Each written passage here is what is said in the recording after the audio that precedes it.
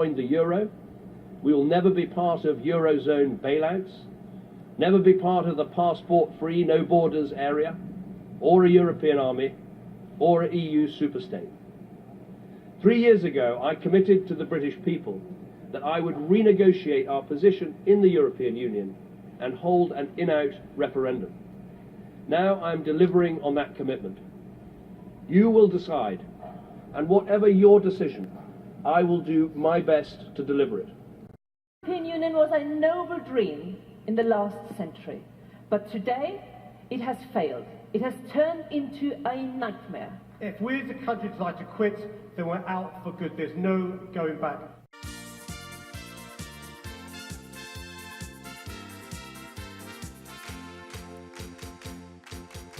Solange die Musik noch zu Herzen geht, die alte Welt sich weiter dreht. Solange wir Menschen zueinander stehen, kann uns auch nichts geschehen.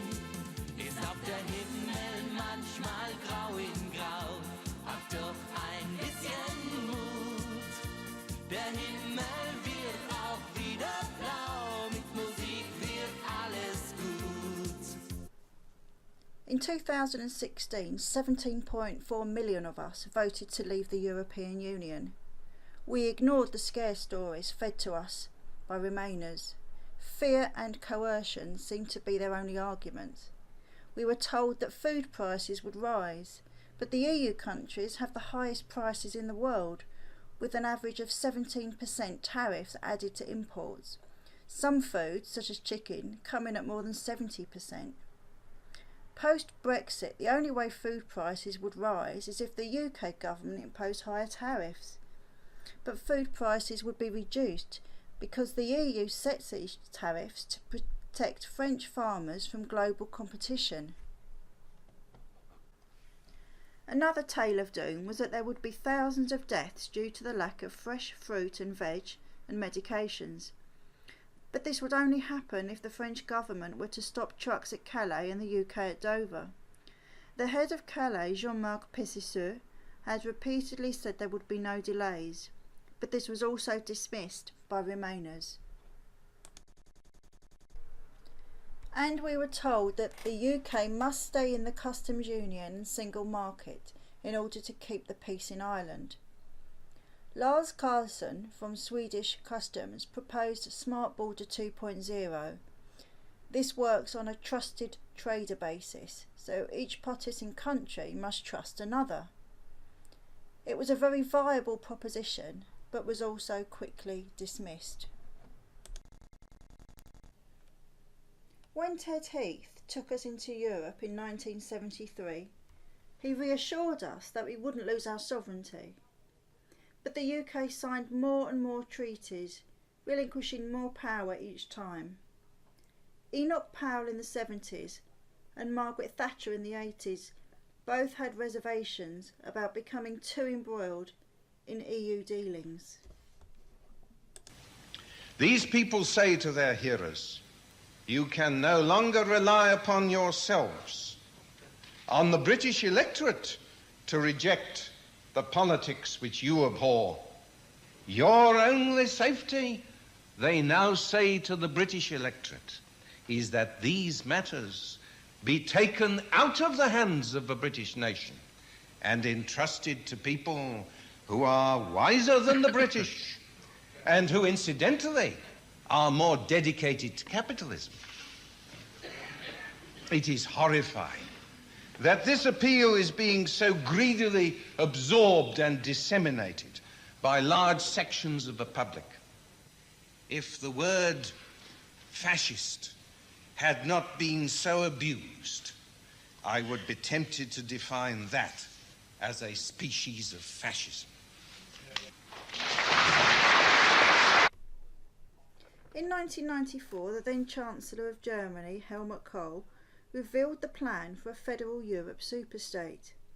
It was known as Kohl's theory of Europe. The aim was for one parliament, one government, one court of justice, one currency, one flag and one anthem.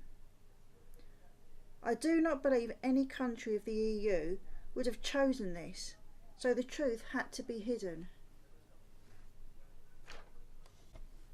At the beginning of this video, we heard David Cameron state that there would be no army, no euro and no superstate. Most politicians are keen to dispel this myth. The whole point of this debate is 40 years on.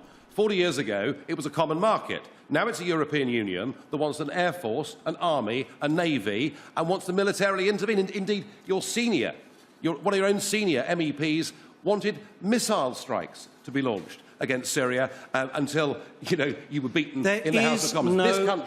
This country, Nick, has had enough of getting involved in endless foreign wars. These are dangerous. Whether it's you doing it or anybody else doing it, and there is no evidence. Hang on. There is no evidence that our military intervention in these countries is making life better. As I say, with you as Deputy Prime Minister, that's not the question. With you as Deputy Prime Minister, we bombed Libya, and it's worse now than it was then. And the answer to Charles's question is, I don't want to be part of a European foreign policy. The problem... This is a dangerous fantasy. The idea that there's going to be a European Air Force, a European army, it is simply not true. The problem with people like Nigel Farage is they swing at windmills. They see conspiracies everywhere. I wouldn't be surprised if Nigel Farage soon tells us that the moon landing was a fake, that Barack Obama isn't American, that Elvis isn't dead. It is not going to happen. Denn Europa kann natürlich nur funktionieren als Rechtsgemeinschaft, wenn das Recht überall gleichermaßen gilt und geachtet wird. Wer darauf setzt, Probleme alleine durch neue Schulden zu lösen und eingegangene Verpflichtungen missachtet, der stellt die Grundlagen für die Stärke und die Stabilität des Euroraums infrage. Denn unsere gemeinsame Währung kann nur funktionieren, wenn jedes einzelne Mitglied seine Verantwortung für tragfähige Finanzen auch zu Hause erfüllt.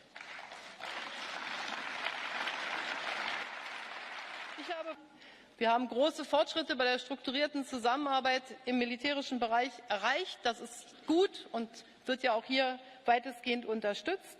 Aber wir sollten, das sage ich sehr bewusst auch aus der Entwicklung der letzten Jahre, wir sollten an der Vision arbeiten, eines Tages auch eine echte europäische Armee zu schaffen.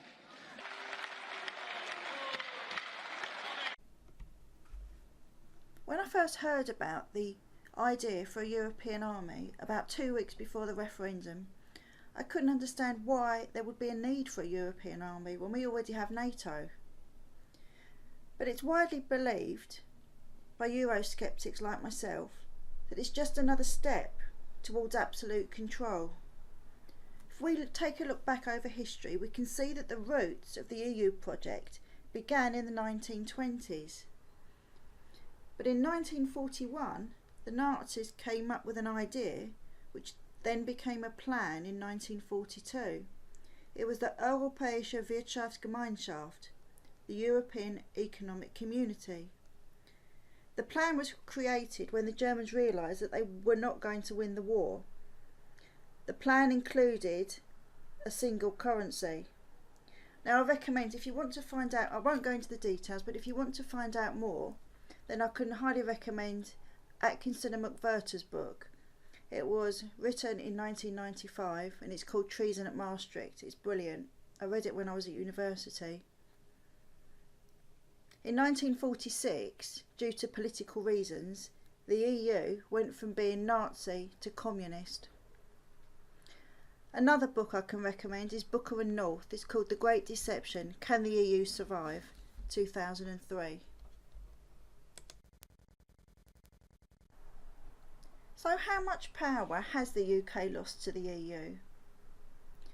It's crazy. We live on an island, we're surrounded by seas, and yet we're only allowed to fish in 20% of them. This table shows Britain at the bottom in pink. I'll read out the boxes because they're quite small. Government acts as an agent to carry out EU law and policies. Parliament rubber stamps EU law, policies and directives. Courts takes decisions where EU law overrides national law. EU law and policies, applicable to institutions, industries, organisations, local and regional authorities, electorate and all peoples in Britain. The EU wants to federalise Europe. It is not a conspiracy theory made up by the right. It is a fact.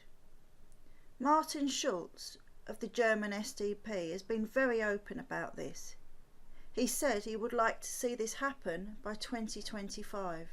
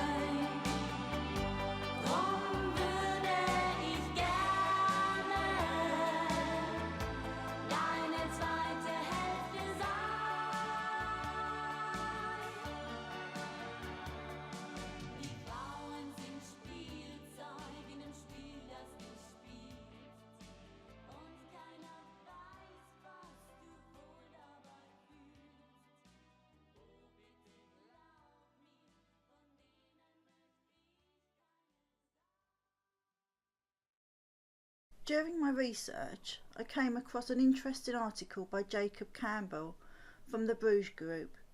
It's called Democracy and the European Superstate. I've chosen 2 parts as the article is lengthy. I'll read it out because the writing is small. Is the EU a democracy?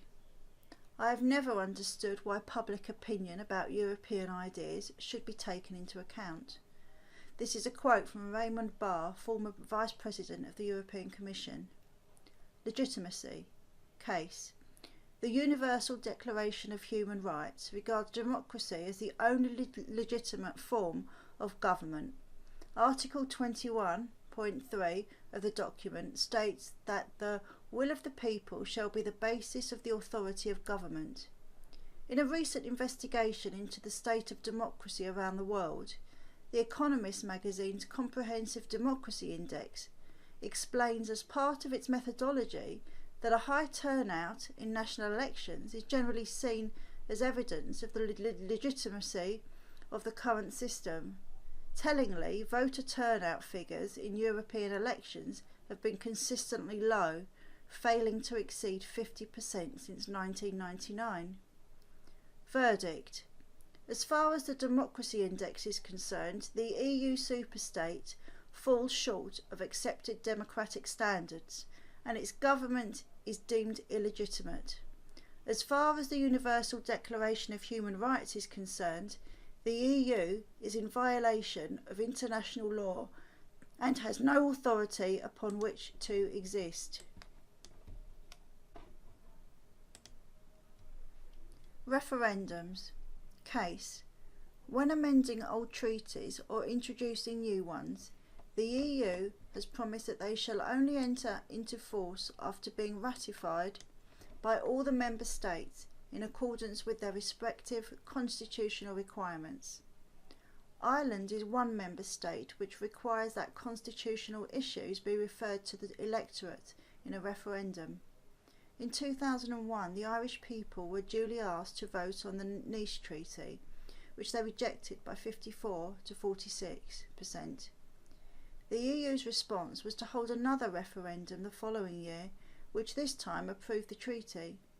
Events repeated themselves when in 2008 the Irish rejected the Lisbon Treaty in a similar referendum by 53 to 47%. Martin Schulz, MEP, then leader of the Party of European Socialists, seemed to speak on behalf of the EU when he declared that we must not bow to populism. By November 2009, the same treaty had been approved in a second referendum. Verdict: referendums are the purest form of democracy and as such are the clearest and most reliable indication of public opinion. To ignore them, therefore, is to show complete and utter contempt for democracy. If proof of the European superstate's intolerance of the public will was ever needed, the Irish case study is exactly that. As each day passes, it seems that our once-in-a-generation referendum will go the same way as the Irish case. MPs have voted time and again on amendments to the withdrawal agreement, with Speaker John Bercow selecting those amendments best suited to the EU ideology. None of this should be happening. We voted to leave the European Union, not to figure out different ways to stay. My friend Cliff found me an interesting article. It's from the South Bank Investment Research. I won't read it out, but if you're interested in reading it, just pause the screen.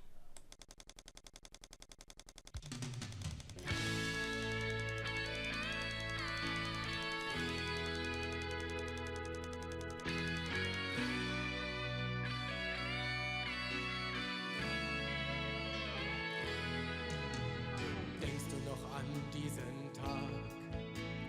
Du hattest Blumen im Haar. Über uns beiden da war der Himmel voll Geigen. Seitdem ist so viel geschehen. Ich hab auch Tränen gesehen. Doch für dich und mich gilt auch noch heut, füreinander durchs Leben zu gehen. Alle träumen den Traum von ewiger Liebe. Jeder wünscht sich, dass sie vielleicht für ein Leben hält. Und ich sag dir, du wirst niemals allein sein. Wenn auch Jahre vergehen, ist immer noch schön. Unser Traum, der Traum von ewiger Liebe. Leben ist kein Tanz im Mai. Leben heißt jeden Tag neu. Wege durch Schatten und Licht gemeinsam zu finden. Und wenn ich draußen aufdrehe, weiß ich, du bist neben mir. Ja, ein Blick, nur ein zärtliches Wort.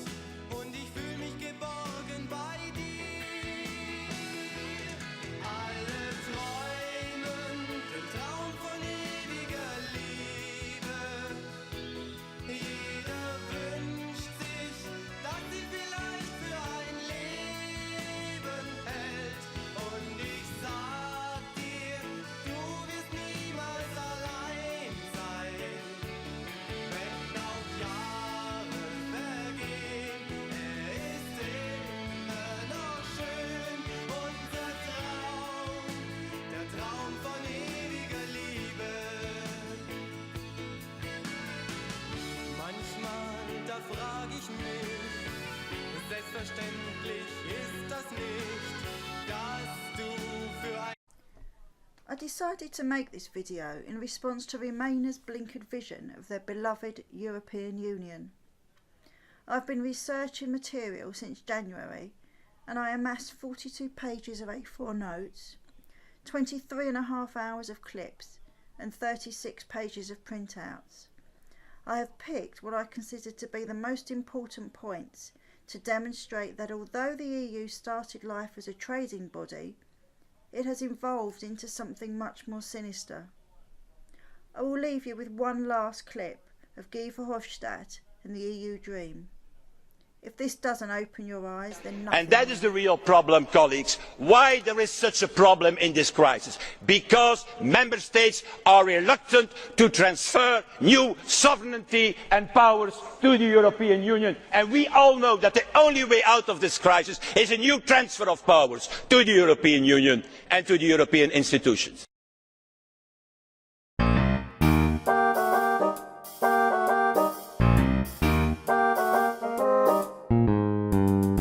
Wir älteren Leute sind Leute von heute, sind, ob ihr's glaubt oder nicht, noch fit. Wenn früher die Renten wir einfach verpennten, heut machen wir jeden Unsinn mit.